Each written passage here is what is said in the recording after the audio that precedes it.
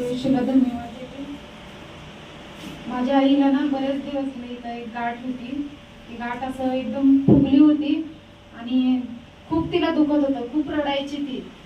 डॉक्टरकडे मी तिकडे पण घेऊन गेले, पण त्याच्याने पण तिला काही फरक पडला नाही. इथं आल्यावर पण मी त्या दिवशी डॉक्टरकडे नेले, तर त्या डॉक्टरने म्हणले की मी इंजेक्शन देऊन ते तोडून काढावं लागेल तुम्हाला, जर या गोळ्याने कमी नाही झालं तर.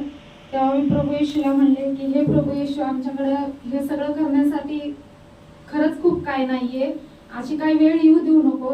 तुझ्या आशीर्वादाने तिची ती गाठ काढून टाक आणि तुझा आशीर्वाद तिला भेटू दे. ती खूप तडपडायला लागली, मला राहावंसलं नाही, कसं तरी वाटायला लागलं. देवाला मी म्हणलं तुझी इच्छा काय आहे माहित नाही, आम्हाला मार्ग दाखव. मग त्या दिवशी ती अचानक, आम्ही आल्यापासून तिला प्रेयरच करायला भेटत नाहीये.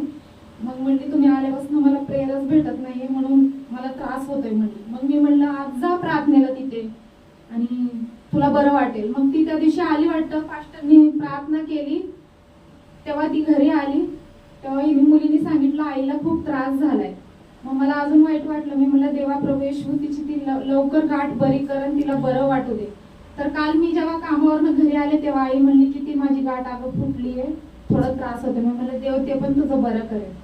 देवाने आरोग्य दिलं म्हणून सगळा गौरव प्रभू येशूला.